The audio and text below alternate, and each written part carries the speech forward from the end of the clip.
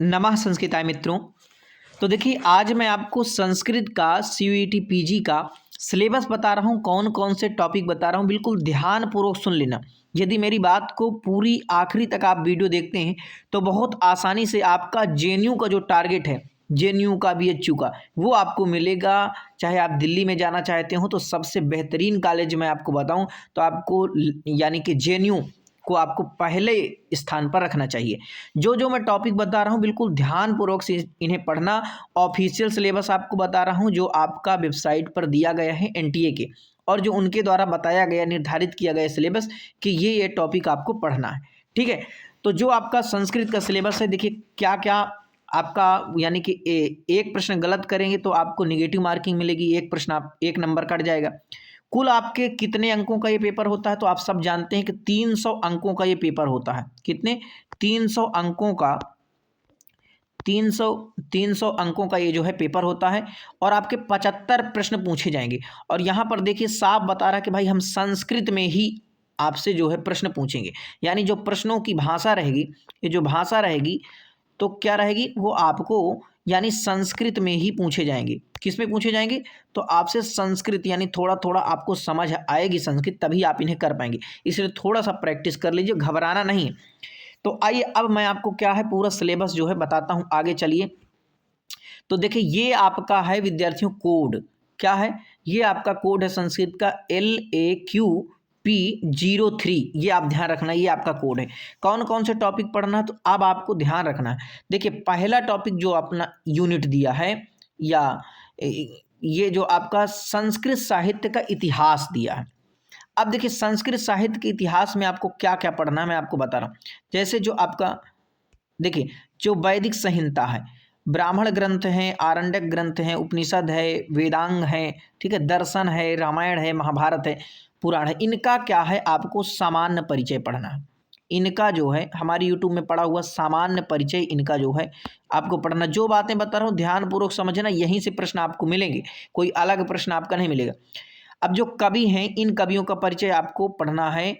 जैसे भास हो गए, अश्वघोष हो गए, कालिदास है, भारवी, भट्टी, शूद्रक, भवभूति, सुबंधु, माघ और बाणभट्ट। केवल यही कवि आपको पढ़ना, ध्यान रखना।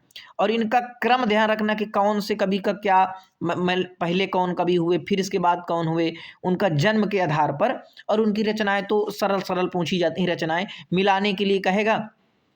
मान लो काल मेघदूतम दिया, मेघदूतम दे दिया, ठीक है, मेघदूतम दिया तो आप कालिदास की तरफ लगाएंगे। भारवी का आपका किरात अर्जुनीय, वही आपको सरल सरल पूछेगा। बस क्या है, सरल क्वेश्चन ही लोगों का गलत हो जाता है, ये बात आप समझिए। तो यहाँ तक आपने समझा कि कवियों के परिचय से, उनके जन्म से संबंधित प्रश्न पूछेगा।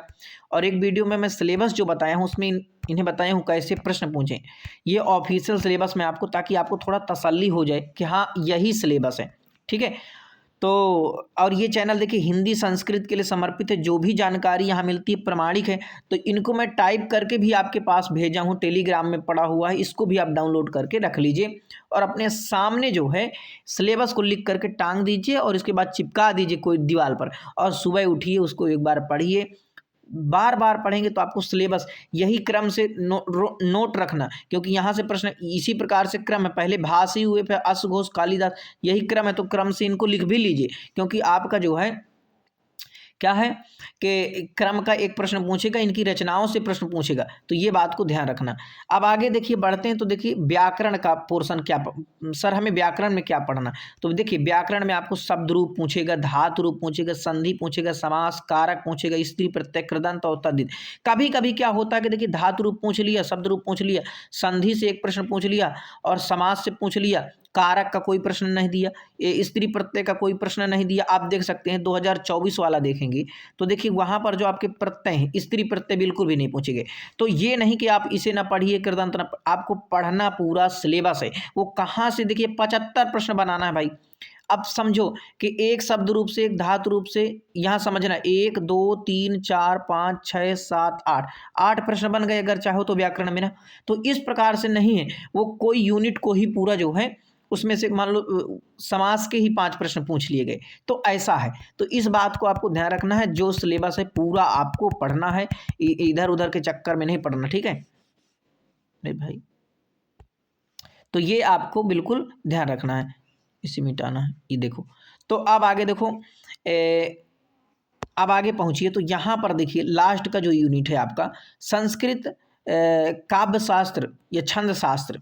तो ये जो आपका है इसमें आपको अलंकार यानी कि अलंकार के लिए कौन है जो भारत हैं, भामा, दंडी, वामन, आनंदवर्धन, कुंतक, मम्मट, क्षेमेंद्र, विश्वनाथ, इनका परिचय पूरा पढ़ लेना, इनका समय पढ़ लेना, इनकी रचनाएं पढ़ लेना। ये यहाँ से प्रश्न पूछेगा, जैसे ध्वनि संप्रदाय के आनंदवर्धन है, ठीक है। तो इस प्रकार से आपको ध्यान रखना है। अलंकार यानी प्रसिद्ध छंद, प्रसिद्ध छंदों से आपसे प्रश्न पूछेगा। नाट्य तत्व और रस की निष्पत्ति को लेकर के जो आपका पूरा व्याख्यान हुआ उसको आपको ध्यान रखना है, ठीक है। ये आपको भारत जो आपको रस की निष्पत्ति बता रहे हैं इसको अच्छे से पढ़ लेना है, यूट्यूब में हमारे पढ़ा भी होगा। देखिए संस्कृत साहित्य के जो ग्रंथ हैं जैसे कि इनके बारे में आपको अब अधिक जानकारी लेना है। अभिज्ञान शाकुंतलम महाकवि कालिदास की फेमस रचना है, तो इनका भी सामान्य परिचय पढ़ना है, वहाँ से कोई ज़्यादा नहीं। कुछ अभिज्ञान शाकुंतलम के चतुर्थ अंक को थोड़ा अच्छे से पढ़ लेना है। मेघदूतम हो गया, श्रीमद् भगवद गीता हो गया, भर्तहरि कृतनिषत्कम हो गया और हितोपदेश हो गया नारायण पंडित का।